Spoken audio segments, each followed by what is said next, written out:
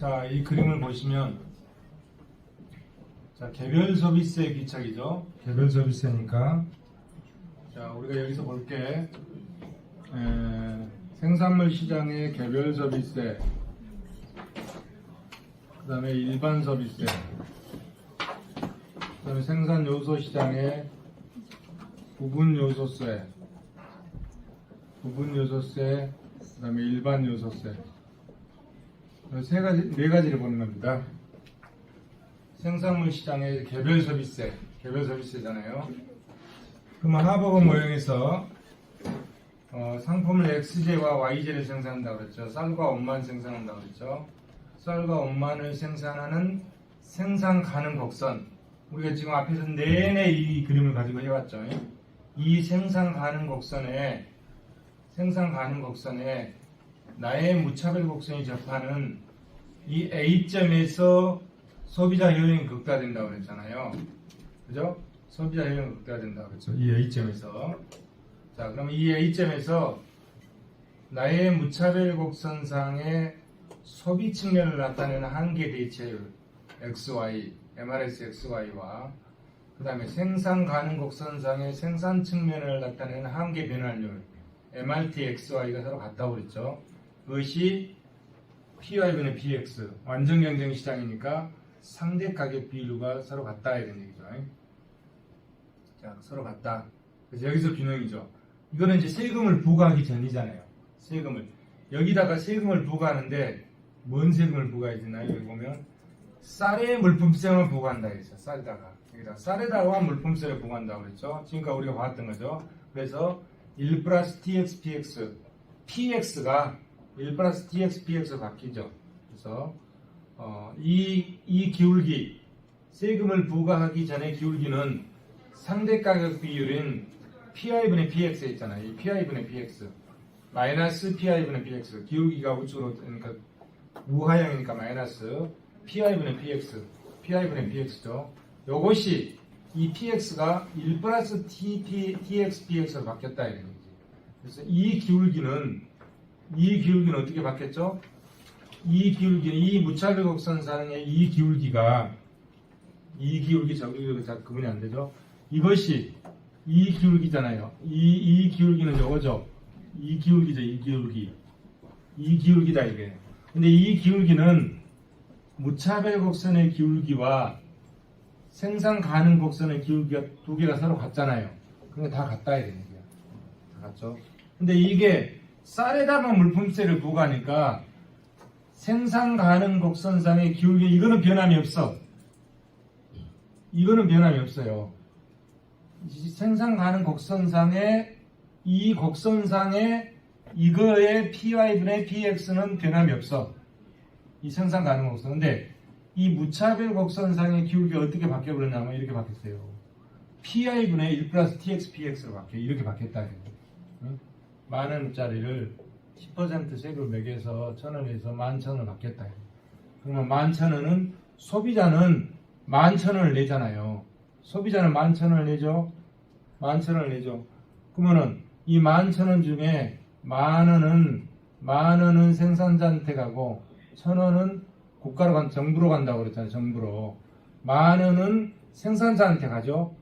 쌀값이. 그러니까 PI분의 PX는 그대로야. 변함이 없어. 근데 생산 가능 곡선상의 PI분의 PX는 변함이 없는데 무차별 곡선상의 PI분의 PX는 이렇게 변했어. 서로 기울기가 틀려져 버렸잖아요. 그죠? 기울기가 틀려져 버렸잖아요.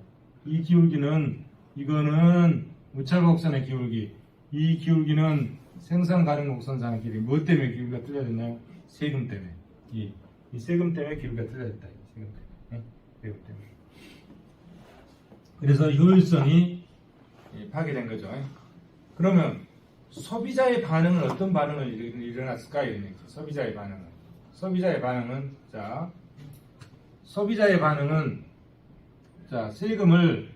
세금을 PX에서 세금을 1 플러스 TX, PX로 세금을 부과했잖아요. 그러면은 쌀값이 높아졌죠. 쌀값이 높아지니까 어떻게 되나요? 쌀에 대한 수요가 감소하는 거죠. 그리고 대신 어때죠? 옷에 대한 수요가 증가하게 되는 거죠. 그죠? 이런 효과가 생기는 거죠. 그럼 또 쌀값이 높아지니까 어떻게 되죠? 쌀값이 높아지니까 이거지 뭐. 쌀값만 가지고 생산물 시장을 보면 이게 되는 거죠. 이런 효과가 생기는 거죠. 이런 효과가 생기는 거죠. 그래서 소비자의 반응은 더 비싸진 쌀을 옷으로 대체했다 이게. 더 비싸진 쌀을, 그죠? 이 쌀을 줄이고 옷을 늘렸다 이게야. 더 비싸진 쌀을 뭐로? 옷으로 대체했다 이러는 이 말이잖아요. 쌀을 줄이고 옷을 늘렸다. 그럼 어떻게 되는 거예요? 자, 당초에는 이렇게 되죠. 당초에는 쌀을 이만큼 사고 옷을 이만큼 샀어요. 근데 쌀에다 세금을 매겨버리니까 여기서 균형이점이 여기로 변했죠. 그럼 이렇게 되잖아요. 이렇게. 그러면 쌀을 이만큼 사고 옷을 이만큼 했잖아요. 그럼 쌀을 이만큼 줄이고 옷을 이만큼 늘렸잖아요. 그러면 이 생산 가능 곡선상에서 이렇게 된 거죠. 이렇게. 쌀을 이만큼 줄이고 옷을 이만큼 늘렸죠. 그래서 쌀을 옷으로 대체했다. 쌀을 옷으로 대체했다. 그 말이잖아요. 쌀을 옷으로 대체했다. 무엇 때문에? 쌀값이 오르니까. 왜 쌀값이 올랐습니까? 쌀에다가 물품세를 부과했기 때문에. 그러면 이것을 이 생산 가능 곡선상의 A점에서 B점으로 이동하는 것은 우리가 지금 이해를 했잖아요. 이해를 해서. 그럼 이것이 계약 곡선상에 어떻게 이동하는지를 보자. 계약 곡선. 그게 이거야. 이걸 지워야 보이겠네.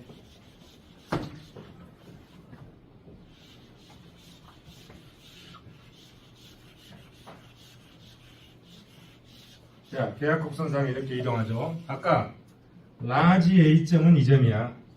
라지 A점은 이 점이에요. 라지 B점은 이 점이에요. 아까 이거 했잖아요.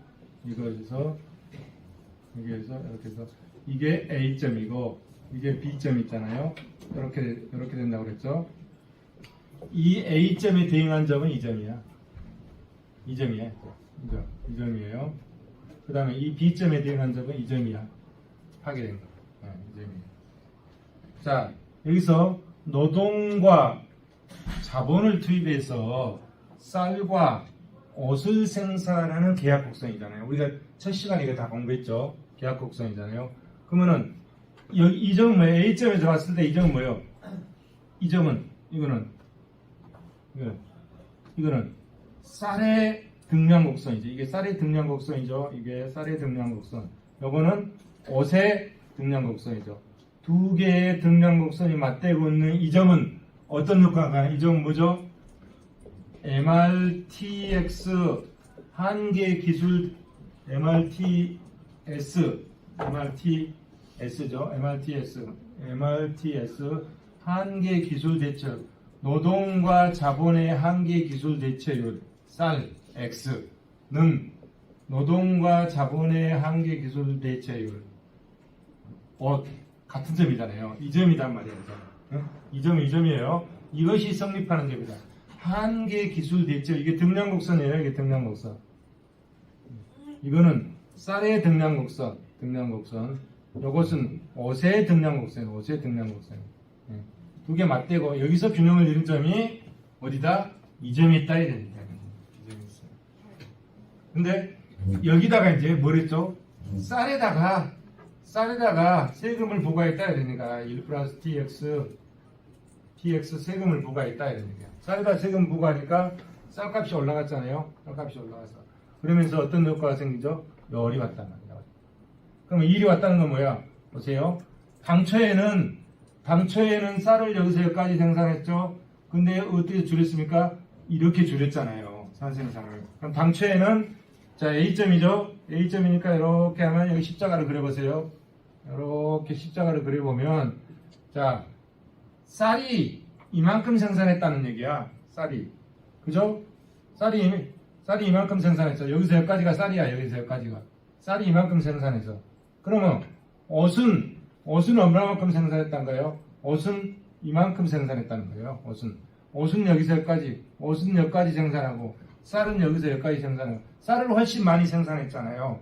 근데 쌀에다 세금을 뭐가 하니까 쌀 생산이 일이 줄었어. 여기다 십자가를 그려보세요. 이렇게 십자가를 그려보면 쌀이 이렇게 줄었어.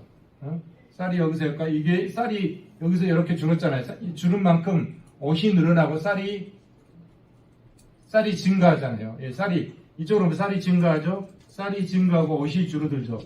일이 가면서 쌀이 줄어들고 옷이 증가하는 거죠. 이렇게 되는 거죠. 이해되시죠?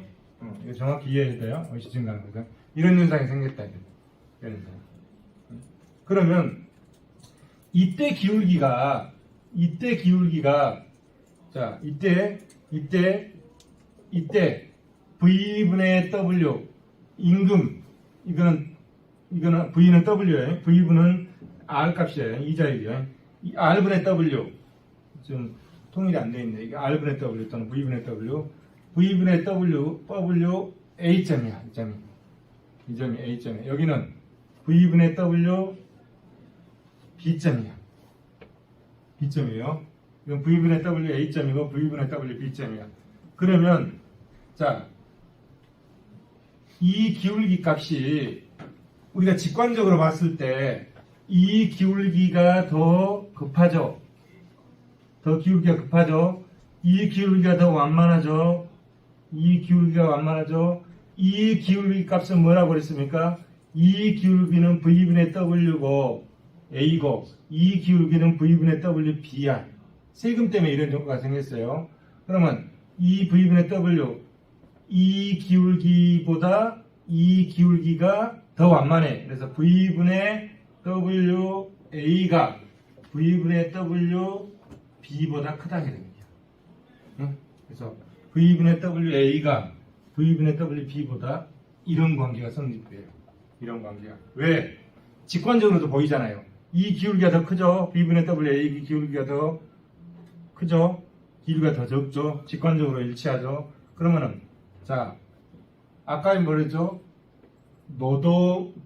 쌀은 뭐라 했어? 쌀은 노동집약적이라고 했죠. 노동집약적. 옷은 아까 가정을 할 때 자본집약적이라고 그랬어요. 자본집약적으로 가정했어. 그러면 자 노동집약적 쌀은 자본집약적이라고 했고 여기서 노동의 V분의 W면은 이 V가 이자율이고 W가 임금률이잖아요. 그러면 여기서 이렇게 균형이 됐는데 노동집약적이다 보니까 이걸 어떻게 이게 떨어졌다 이거야. 이게 떨어질 수 있는 거는 자 V분의 W가 떨어지는 건 뭐예요? W 값이 줄어들든지 V 값이 오르든지 둘 중에 하나잖아요. 자 V분의 W가 떨어지려면 V분의 W가 여기인데 이게 더 크잖아요. 더 완만해지죠. 그러면 V분의 W가 떨어지려면 어떻게? 분자인 W가 줄어들든지 분모인 이자율 R이 오르든지 해야 된다. 오르든지. 그래서 이 작용을 통해서 이게 떨어졌다 이게요. 떨어지는데 직관적으로는 떨어진 거 훤히 보이잖아요. 근데 이론적으로는 이렇게 해서 떨어졌다. 이렇게. 여기까지 이해되시죠? 이제 그 다음을 보겠습니다. 자, 그래서 여기 보면 한계 기술 대체율이 나오죠.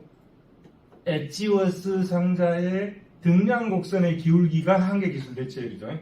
한계 기술 대체율. 노동과 자본의 한계 기술 대체율로 쌀을 생산하고 노동과 자본의 한계 기술 대체율로 옷을 생산한 그 두 가지 비율이 여기서는 일치했는데 여기서 일치하잖아요. 다 일치하는 것이죠. 여기는. 그래서 생산에 있어서 파레토 효율성이 달성되는 것이죠. 다 일치하는 것이죠. 그 한계 기술 대체율은 다 일치하지만 그것에 대한 대가인 생산 요소의 가격 비율인 R분의 W 값은 A점에서 B점으로 올수록 적어졌다.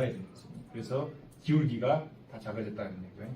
여기까지 보시고 뒤에 보시면 자 기존 일관세를 개별 소비세로 대체해서 발생했을 경우에 초래되는 상대 가격의 변화를 이용해서 개별 소비세가 발생하는 차별적 귀착을 분석한다. 하버거 모형의 차별적 귀착의 개념을 이용해서 특정한 조세가 조세 부가가 처리하는 상대 가격의 변화를 이용해서 귀착을 파악할 수 있다. 요소 공급이 고정되어 있는 경우 가반적인 경우. 차별 귀착 이렇게. 자, 여기서 지워야 잘 보이겠네. 여기 없으니까.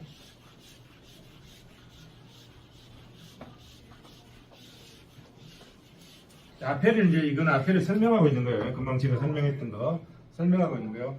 모든 소비자가 비용 극소화를 가져다주는 요소 결합비를 선택한다면 한계 기술 대체율은 두 생산 요소 사이의 상대 가격 비율과 일치한다. 앞에서 봤죠. 대분점 A점에서 B점으로 옮겨가면 생산 요소 간의 상대 가격의 변화가 일어난다. 이 두 점의 요소 가격의 변화가 A점의 기울기가 B점의 기울기보다 큰 이 관계가 성립한다. 앞에서 봤죠. 조세를 부과하면 노동의 상대 가격이 떨어지고 자본의 상대 가격이 올라간다. 왜 그러냐? 앞에서 노동 집약적인 방법으로 생산되는 쌀에다 물품세를 부과하기 때문에 이런 현상이 생겼다 이런 얘기죠. 앞에 가정이 앞에서 이런 가정을 했기 때문에 이렇게 나온 거예요. 노동 집약적인 방법으로 생산되는 쌀에다가만 물품세를 부과했기 때문에 자원이 어디로 옮겼다? 이렇게 움직였다. 노동의 상대 가격이 떨어지고 자본의 상대 가격이 올랐다. 이런 얘기죠. 즉 쌀의 수요가 옷으로 이동하고 두 산업 모두 자본 노동 비율이 떨어져서 자본의 상대 가격이 올랐다. 이런 얘기죠. 그래서 자본의 상대 가격이 올랐잖아요. 노동의 상대 가격이 떨어지고 자본의 상대 가격이 올랐는데 그 이유는 쌀의 수요가 옷으로 이동하고 이런 얘기잖아요. PX에다가 1 플러스 TX PX로 하면은 가격이 오른다 이게. 쌀값이 오르죠. 쌀값이 오르면 쌀의 수요가 떨어지고 쌀의 수요가 떨어지니까 옷의 수요가 증가한다 이런 얘기죠. 이런 현상이잖아요. 이런 현상이 생겼다 이런 얘기죠. 우리가 그렇네. 이런. 그래서 두 산업 모두 노동과 자본과 노동 비율, 이거 자본장 비율이라고 하잖아요. L분의 K. 이 자본장 비율이 둘 다 모두 떨어졌다 이런 얘기죠. 떨어지고 자본의 상대 가격이 올랐다 이런 얘기죠. 자본의 상대 가격이 올랐다. R분의 W, 이게 V라고 그랬죠. R분의 W가 R분의 W가 자 여기서 보면 이런 관계가 성립됐잖아요. 아까 그림에서 이 관계가 성립된 거는 자 직관적으로는 기울기가 줄어든 게 나타나잖아요. 그래서 이 관계가 성립됐죠. 그러면 V분의 W에서 여기 뭐예요? 자본의 상대 가격이 올랐잖아요. 노동의 상대 가격이 떨어지고 노동의 상대 가격이 떨어지고 자본의 상대 가격이 올랐다 이런 얘기. 그러면 이 전체가 어떻게 떨어지잖아요. 그러니까 V분의 A보다 V분의 B가 떨어진다 이런 얘기. 떨어진다. 그 얘기예요. 그래서 아까 직관적으로 그림을 보면은 이 크기가 나타나지만 이론적으로는 이것 때문에 조세를 부과하면 노동의 상대 가격이 떨어지고 자본의 상대 가격이 올랐다. 그래서 이렇게 분모는 오르고 분자가 줄어들면 이 전체 줄어들잖아요. 그래서 V분의 WA보다 V분의 WB가 더 줄어들었다. 이거 이해되시죠? 이걸 이해하셔야 돼요. 그림 보면 금방 나타나는데 이론적으로 이것 때문에 어떤 한 상품에만 부과되는 물품세는 그 상품의 생산 과정에서 집약적으로 사용되는 요소의 상대가격을 떨어뜨리는 결과를 나타낸다. 자, 집약적으로 사용되는 요소의 상대가격을 떨어뜨린다. 노동 집약적이다. 쌀은 앞에서 가정을 했잖아요. 뭐라고 그랬어? 쌀이 노동 집약적이라고 그랬잖아. 노동 집약적이다. 그래서 집약적으로 뭘 집약적으로 이동합니까? 쌀 생산에는 노동을 집약적으로 이동한다는 게 노동 집약적이니까. 그래서 집약적으로 사용하는 요소의 상대 가격, 즉 노동의 상대 가격을 떨어뜨리는 결과를 가져왔다. 그렇죠? W W를 떨어뜨린 거예요. 노동 떨어뜨리고 V를 올렸다. 자, 요소의 상대 가격이 변화하는 정도는 요소 집약도 차이, 요소의 가격 탄력성, 그 다음에 요소 사이의 대체 탄력성 등에 의존하게 된다. 이런 얘기죠.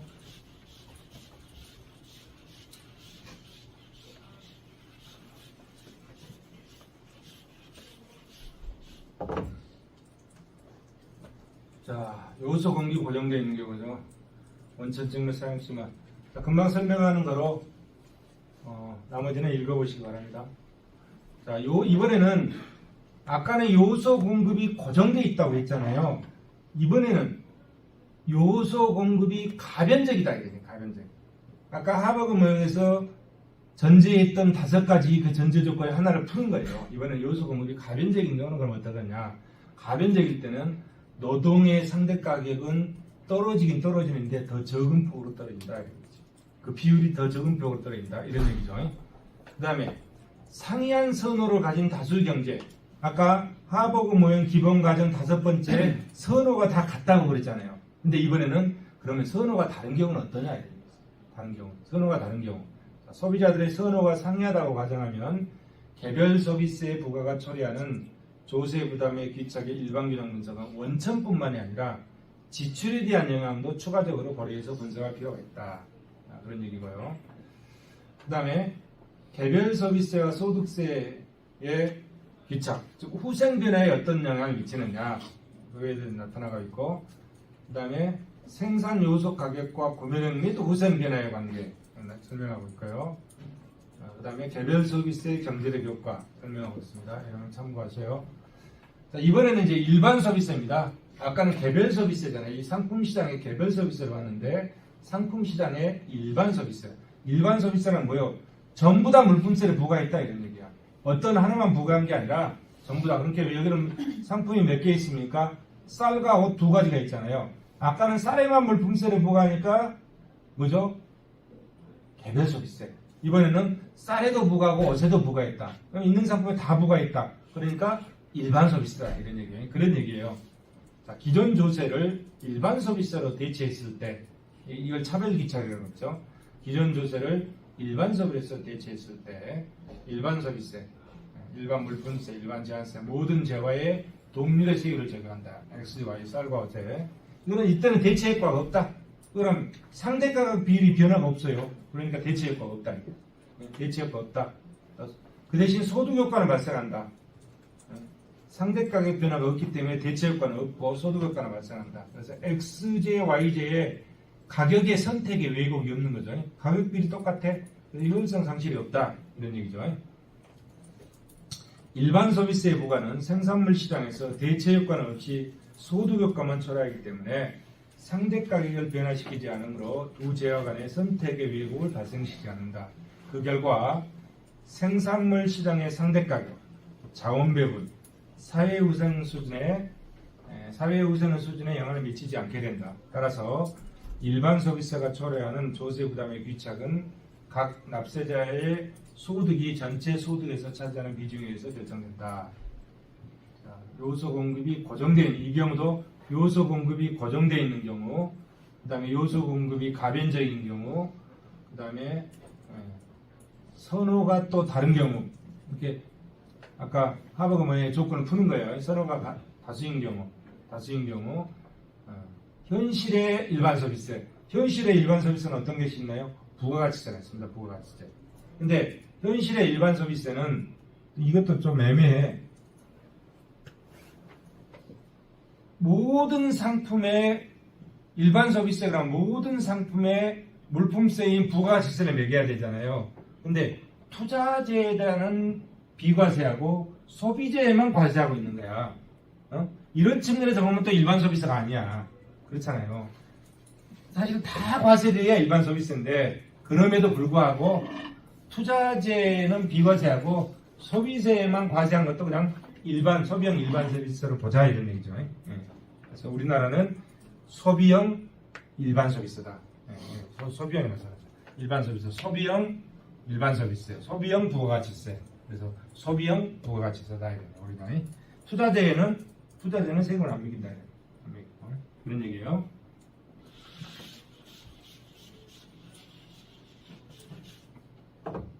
자, 나머지 읽어보세요.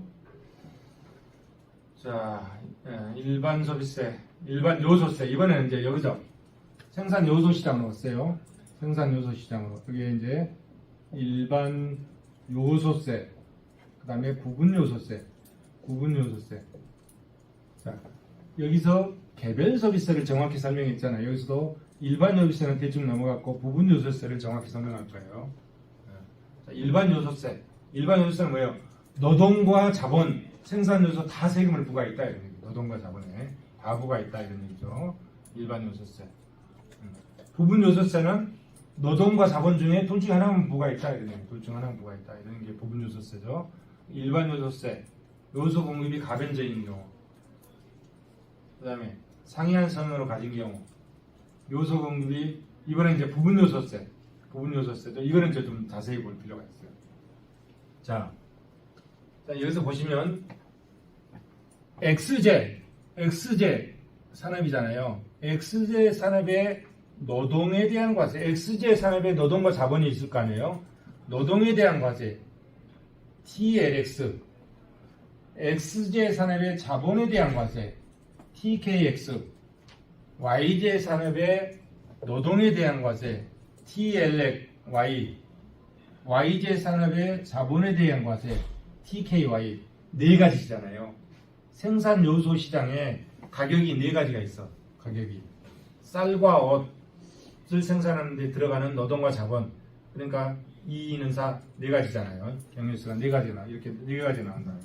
이 네 가지 중에 어떤 경우를 가지고 분석을 하느냐, 다 세금을 매긴다고 하면 얼마나 복잡하겠어. 그래서 이 네 가지 경우수 중에 한 가지만 가지고 분석하자 이게. 무엇으로 분석했어? 어떻게 분석했죠? 쌀과 옷을 생산하는데 노동과 자본 중에서 쌀 생산 부분의 자본에 대해서만, 이거죠. 이것만 가지고 분석해보자 이겁니다. 쌀 생산 부분의 자본에 대해서 과세 TKX, 다른 건 과세 안 한다고 보고 이 경우에만 분석하자. 그러니까 뭐요? 부분 요소세잖아요.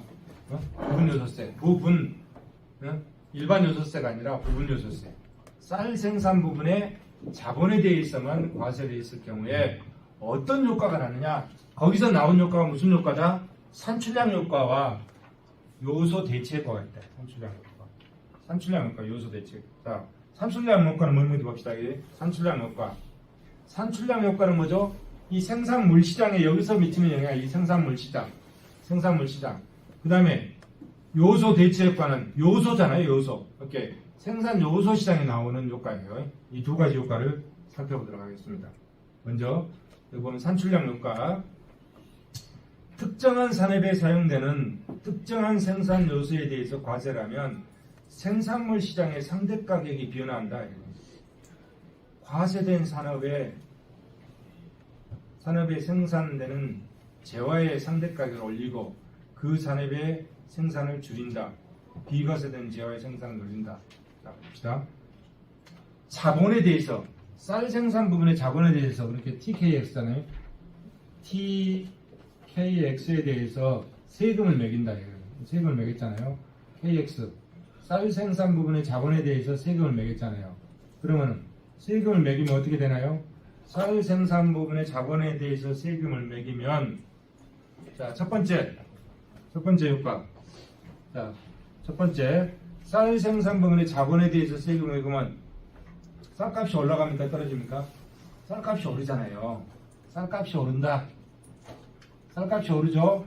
쌀 생산 부분의 자본에 대해서 세금을 매기니까 당연히 쌀값이 오르죠. 왜? 원가가 높아지니까. 그래서 쌀값이 오르죠. 쌀값이 오르면 어떻게 되죠? 쌀에 대한 수요가 감소하죠. 그리고 그 수요가 어디로 갑니까? 옷에 대한 수요로 이동한다 이런 얘기야. 자, 이해되시죠? 쌀 생산 부분의 자본에 대해서 세금을 매기면 쌀값이 올라간다. PX가 올라가죠. 그러면 쌀 생산 부분의 수요가 줄어들고 그 수요가 어디로 가? 옷으로 간다. 옷으로 간다. 이게 뭐다? 상품 시장을 설명하는 거잖아요. 이게 뭐다? 산출량 효과. 이게 산출량 효과. 이해되시죠? 이게 산출량 효과. 그 다음에 이번에는 자, 쌀 생산 부분의 자본에 대해서 세금을 매기면 자, 생산 요소 시장에서 자, 자본에 대해서 쌀의 자본에 대해서 세금을 매기니까 이 자본이 세금을 안 매기는 대로 빠져나갈 거 아니에요. 그렇잖아요. 자본이 세금을 안 매기는 대로 빠져나가. 그래서 여기 보면 특정한 산업에 사용되는 특정한 생산 요소에 대해서 과세를 하면 그 요소의 사용자 비용이 올라가. 사용자 비용이 올라가니까 과세된 요소 대신에 비과세된 다른 요소를 구입하도록 영향을 미친다. 이렇게 어떻게 되죠? 노동. 자, 자본에 대해서 세금을 매기니까 자본에 대한 사용자 비용, 뭐로 표시할까요? 자본의 R이죠. R 값이. 자본에 대한 사용자 비용, R이 또는 V, R이 올라간다. 자본의 사용자 비용이 올라가잖아요. 자본의 사용자 비용이 올라가면 이걸 어떻게? 자본의 사용자 비용이 올라가니까 이것에 대한 자본에 대한 사용자 비용이 올라가니까 자본을 줄이죠. 자본을 줄이고 이게 어디로 가죠? 노동을 증가시키는 거죠. 노동을 증가. 이런 현상이 생기는 거죠.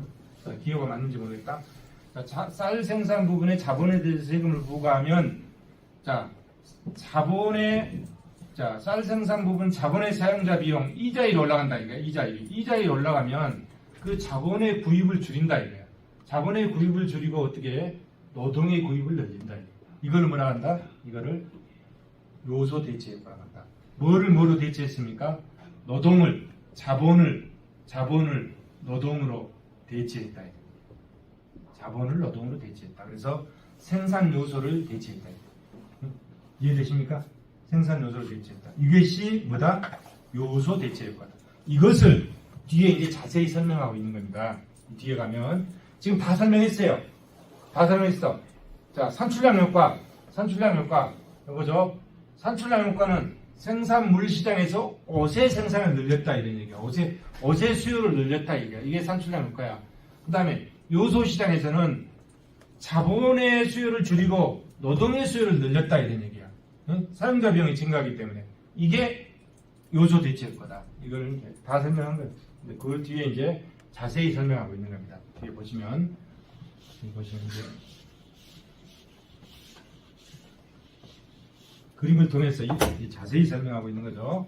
자, 여기 요소 공급이 고정되어 있는 경우, 부분 요소세의 요소 대체 효과 쭉 나오죠.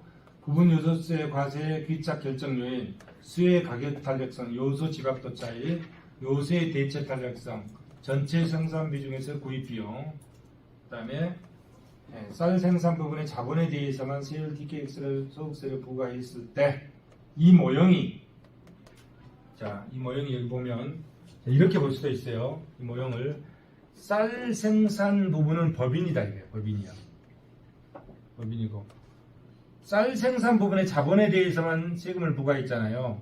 TKX 세금을 부과했잖아요. 쌀 생산 부분은 법인 부분이고 그 다음에 옷 생산 부분에 세금을 안 물었잖아요. 이건 비법인 부분이다. 법인 부분은 무슨 세금을 냅니까? 법인세를 내죠. 법인세. 비법인 부분 개인 사업자는 무슨 세금을 냅니까? 법인세를 안 낸다 이거야. 그럼 뭘 내요? 소득세를 내죠. 그래서 법인세 측면에서 보면 이렇게 구분해 볼 수 있다 이런 얘기죠. 쌀 생산 부분은 법인 부분이다. 그 다음에 옷 생산 부분은 비법인 부분이다. 그래서 법인과 비법인의 구조를 분석할 때 하버거 모형을 통해서 분석할 수 있다. 이런 얘기입니다.